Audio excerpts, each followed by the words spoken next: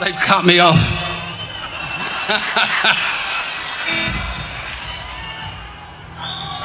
Hold on to it. Wait, maintenance, we'll be right back. Right, you know. Loading, please wait. Stay right there.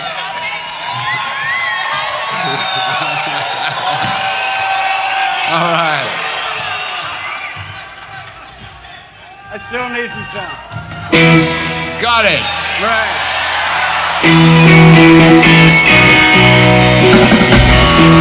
Hold on a minute. Wrong intro. How does it go?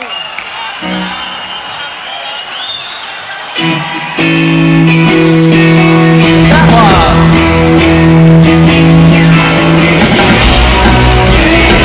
Oh yeah, yeah. Now that's got to be some classic, hilarious footage. I found that, I don't know, it might have been 2014 Stone Show. I just couldn't, I had to watch it over and over again. That's just fantastic. Hey, VC, Steve, FlipSideCT here. My last video I showed was vinyl finds at the record show. Guess what? I went to another record show. I got about 8 finds. But want to get to something first. Some of you are having contests. I can't keep up with all of them. I know there's a few that, you know, I guess I'll just name something that comes to my head. Tim Allen, James Griffith, and Stavros has something going on. All, you know, just some great channels. You know, it's all about the turn on, right? But Stavros talked about a few things, and Spinning Greek.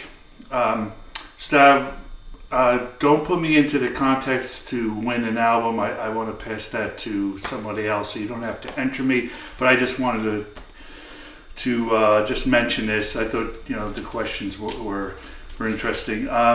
We talked about a couple of questions. I'm just going to do 3, so I'm disqualified because I'm only doing 3.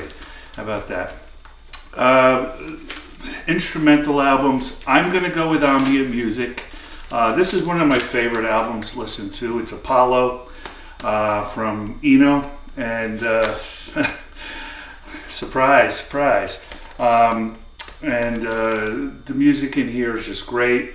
There's another one, music for films, that he does. I could go on and on. The Pearl with Howard Budd and Eno is great. These are also album covers, which are great to me too. In addition to album covers, I also picked out, these are three of my favorite. They're all, you know, you could sit and stare at so many of them and just wonder. But I love the colors and what the Clash did with this one. This one just cracks me up. I mean, these nerds, and purposely doing this because they don't care, is just so punk and so good. And another punk one, I just love the Dead Boys. I love the colors, the way they did that, the image, the look. Young, Loud, and Snotty, the title. Those are a couple things, you know. Then there's a few classic ones. How about a book? How about every book? Every book behind me, to me, is like a child. It's just, I can't pick a favorite. But this one I'm going to give, this was a birthday gift from my wife. And this one is just so cool to read, especially from a guitarist or, you know, point of view. This is the Stones gears, the gear that they use going back. There's also another one here, Love You Live, which is Rolling Stones from fans, and they tell you they're right in. They tell stories about what the Stone shows, and it's really interesting. But all these books are just phenomenal. So great topic. The last thing is something not vinyl. Now I grabbed this, and I know, Tim, you spoke about this album is out there. I mentioned that I did go to this concert in 1979, which is the New Barbarians. Ronnie Wood and Keith. I will hopefully get the album. Again, the quality of the album is not sounding super, However, I was at the show in '79 at Madison Square Garden, and when I, 79, so what was I, like 18, 19 years old. So it was like the first time I really got a chance to see a Stone, two Stones. Big hype was seeing Mick Jagger if he came out, but Ronnie Wood basically said, hey, there's no special guests coming out here. This is special enough, and it was. But what I still have from the concert is my shirt from that show. The original one, New Barbarians. I didn't think it was a great image on this front, but on the back was pretty cool. So this is, these, I guess these go for a pretty penny now.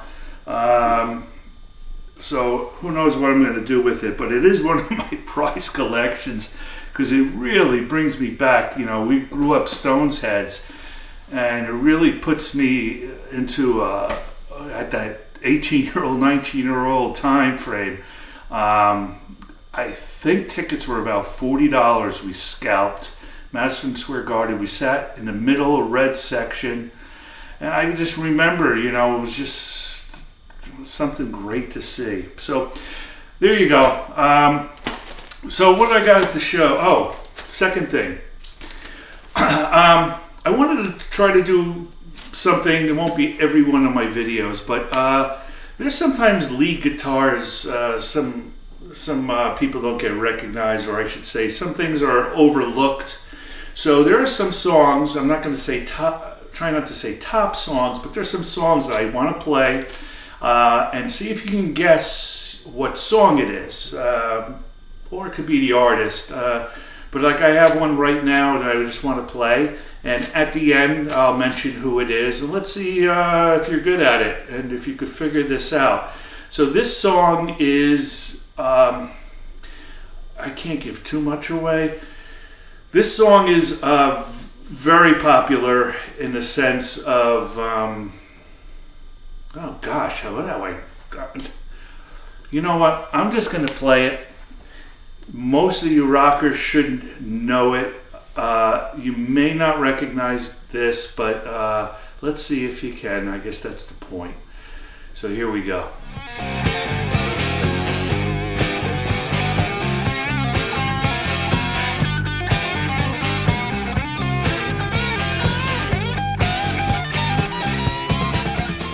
Okay, so I will play a little later and let you know who that was. All right, so my albums. For $10, this reissue, this was $10. The guy is going out of business. There was about maybe, 5, 6, 7, 10, 12, 15 vendors at the show in Danbury, Connecticut. A decent turnout. I got there at 10 o'clock. I left at about 1:30, just talking. VC members were there. And just geeking out again, just a blast to go to shows. So Kim Fowley, I think this is his 8th album, sort of a glamish type album. Don't care what you wear, it's what you are makes you a star. Yeah, you. International heroes, we got the teenage blues. The change has gotta come soon. Else we're going to lose. Searching through. And those of you who don't know Kim Fowley, just look him up, Fowley. You're going to see Runaways, and you're going to see what he did, his contribution for rock and roll. But anyway, this is a good album. I was impressed with it, and I wanted something from Kim Fowley, and this was a cool one. Okay, so I was looking through a vendor and thumbing through. He had a lot of used albums, and he asked me, what are you looking for? And I said, well, I'm looking for Rhinoceros. Thanks to Bobby Gass turning me on to these guys. Turn on. And the fellow next to me who was looking says, oh, I just pulled them. And wounds up, he says, I heard that they're good. And I said, you heard what? And I thought to myself, you heard what they're good. Where did you hear this? And I asked him, where did you hear it? He goes, oh, the vinyl community. Oh, and I know your videos. So I think your name was Jeff. I know you're a carpenter, but shout out to you. You said you don't know technology, you weren't able to do videos, but you watch and you're learning and you're getting turned on to some things. So cool. It was a pleasure to meet you. Hopefully I'll see you again. But the guy did show me this Rhinoceros album that he had, and this is just cool stuff. Get out the back door. Yes, I can. Get out the back door.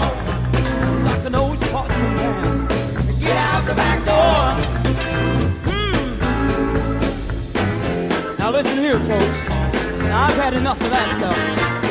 I know I should have stuck with the first one in the first. Very underrated band, Rhinoceros. One of my fellows vendors said, "Oh, did you go to the flea market this morning?" Which would be early. He goes, "I did. I got a few albums. I picked this up for $2." So he wanted 10. I told him, "Oh, I'm not paying 10. I'll give you 6." He goes, "Okay, I'll triple my money then." Good. So Canned Heat live. Again, this is deep blues stuff. Just really brilliant work. However, when I played it, there was a little pop, and I saw a little bubble in the vinyl. But I will still take this because it was really cool. My friend Ron Webb.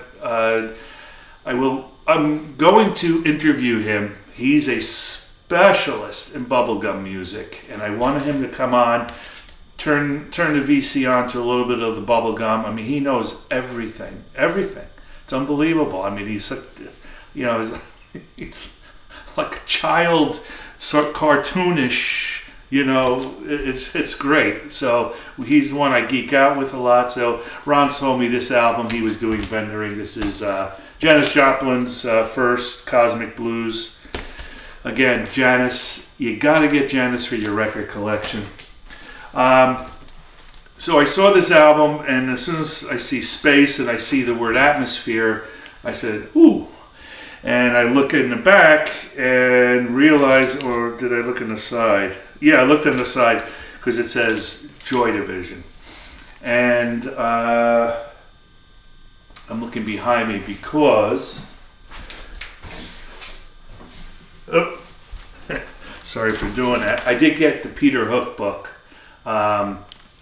This is his new book about New Order, and just cool book. I'll tell you another story when I get a New Order album, but I just started reading it, and it's really cool, really fun.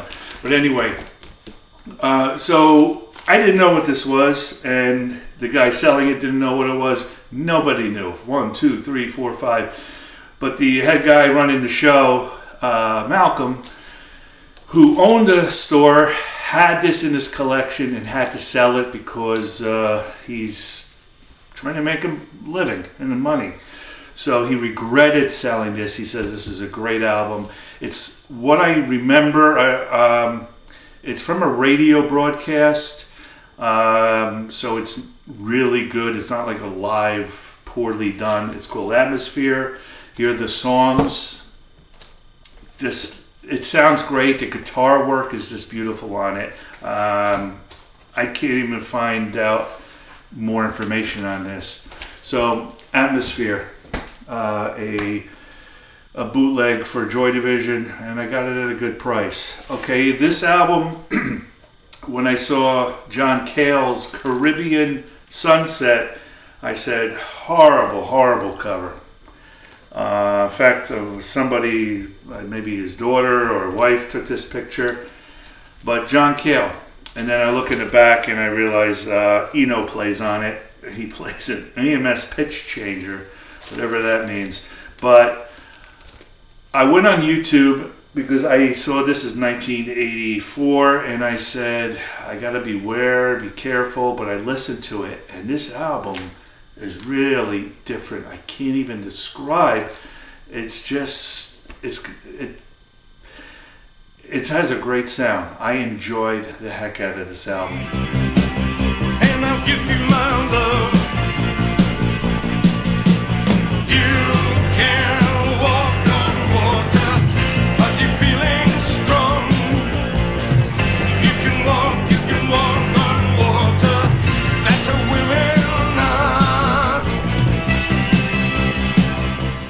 listening to it.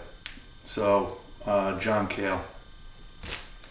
I've talked about this, been turned on. I know the VC knows about the prog band Nectar. Finding out these guys aren't from Germany. They met in Germany. They're Brits. This album is was just a few dollars. Great condition. And I still got a few more to go. But I do want some of you folks who don't know of Nectar just to hear a bit. Okay, lastly, David Sylvian, Holger Zuke. Holger Zuke. I think he's the bass player from Can, the band Can. Dark, esoteric, ambient music. Dark. But this one's still enjoyable. There's some really good cuts on here. That's all I got. So, the song I played before, well, let's hear a little more and you'll figure it out now. Oh shit! It's Tracy! What? Shit! Okay, VC. Thank you very much for tuning in. Hope to hear and see you soon again.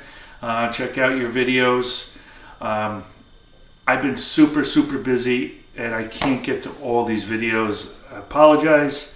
I wish I could watch all of these. It's very time consuming, as you all know, and hopefully I understand when people can't see mine.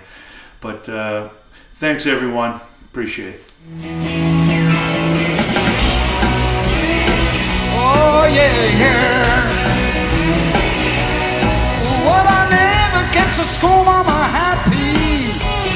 Always burn a hole in my pants. I don't think the lids out of lead, but always do a second chance. I need a love to keep me